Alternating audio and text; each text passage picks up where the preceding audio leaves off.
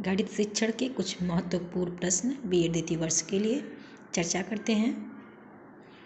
वर्तमान में कक्षोन्नति का प्रमुख साधन है वार्षिक परीक्षा। जो वार्षिक परीक्षा है वह वर्तमान में कक्षोन्नति का प्रमुख साधन है। सतत मूल्यांकन निदान का पथ प्रशस्त करता है, सार्थक ज्ञान के लिए, निरर्थक ज्ञान के लिए, दोनों के लिए। सतत मूल्यांकन निदान का पथ प्रशस्त करता है, सार्थक ज्ञान के लिए, निरर्थक ज्ञान के लिए, दोनों के लिए।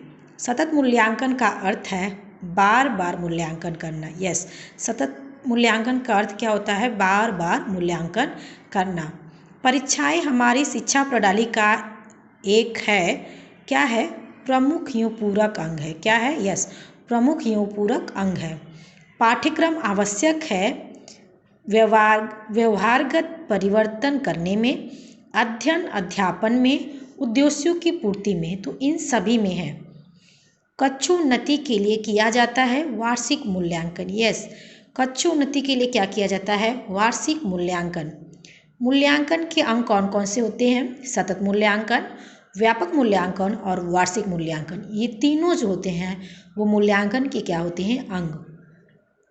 वार्षिक मूल्यांकन का ज्ञान होता है मूल्यांकन प्रपत्र पर लिखे अंकों द्वारा। यस, वार्षिक मूल्यांकन का ज्ञान कब होता है? मूल्यांकन प्रपत्र पर लिखे अंकों द्वारा किया जाता है। वह मूल्यांकन जो कार्यक्रम के विकास के दौरान बार बार किया जाता है वह कौन सा मूल्यांकन कहलाता है? तो वो कहलाता है संरचनात्मक मूल्यांकन। जिस परीक्षण पर परीक्षक का व्यक्तिगत प्रभाव नहीं पड़ता है उसे कहते हैं वस्तुनिष्ठता। यस, जिस परीक्षण पर परीक्षक का व्यक्तिगत प्रभाव नहीं पड़ता है उसे कहते हैं वस्तुनिष्ठता। किसी परीक्षण की वैधता उसकी वह सीमा है जिस सीमा तक वह वही मापता है जिसके लिए इसका निर्माण किया गया है। यह कथन किसका है? तो यह कथन है क्रोनबेक का। पाठ्यक्रम शब्द की उत्पत्ति हुई है लैटिन भाषा से। यस, पाठ्यक्रम शब्द की उत्पत्ति किससे हुई है? लैटिन भाषा से। वस्तुनिष्ठ परीक्षाओं में सबसे महत्वपूर्ण विशेषता है विभेदन क्षमता। यस, कौन सी क्षमता? विभेदन क्षमता जो है वस्तुनिष्ठ परीक्षाओं में सबसे महत्वपूर्ण है। अनुमान लगाने की सर्वाधिक संभावना होती है बहुविकल्प पदों में। जो हम लोग का एग्जाम भी वही चल रहा है, बहुविकल्पीय प्रश्न वाला, तो इसी में सबसे ज़्यादा अनुमान लगाने की संभावना होती है। एक परीक्षण तब विश्वसनीय होता है जब उसके मापन में समानता हो। यह सिद्धांत किसका है? स्किनर का।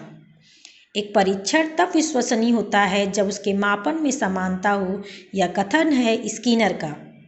किसी एक परीक्षण को एक ही समूह पर बार बार मूल्यांकन किए जाने पर अंकों में समानता का पाया जाना, यह अर्थ है विश्वसनीयता का।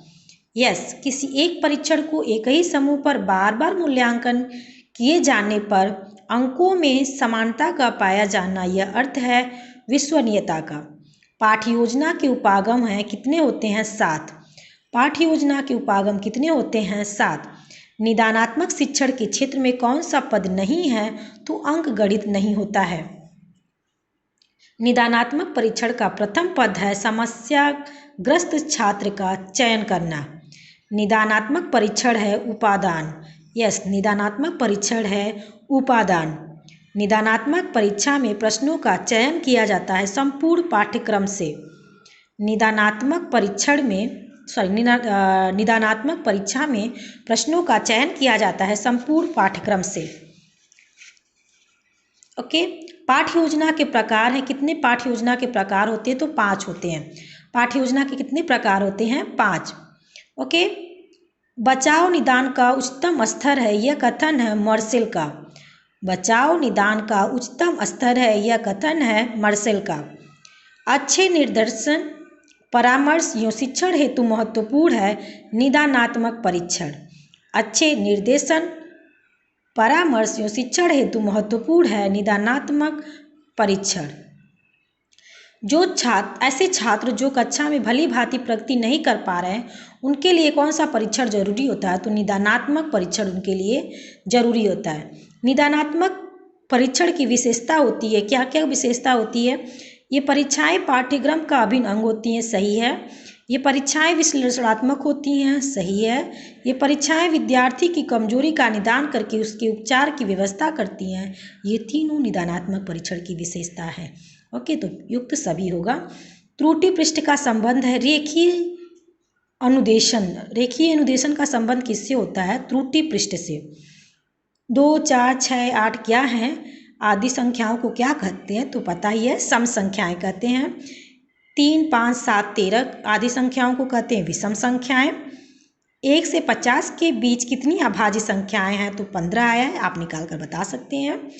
डियर फ्रेंड्स, ये कुछ थे आपके वीपीएम के महत्वपूर्ण बहुविकल्पीय गणित शिक्षण के प्रश्न द्वितीय वर्ष के लिए है। आशा करती हूँ आपको पसंद आएगा। तो पसंद आए तो प्लीज़ मेरे चैनल को सब्सक्राइब कर लीजिएगा, लाइक कर सकती हैं और वीडियो को, और कोशिश कीजिए कि ये वीडियो को आप ज़रूर से ज़रूर शेयर करें, जिससे दूसरे बच्चों की भी हेल्प हो सके। डियर फ्रेंड्स, अगर आपके पास भी कोई वीडियो हो या PDF हो गणित शिक्षण से रिलेटेड, तो आप मुझे भी शेयर कर सकते हैं। Okay, thank you.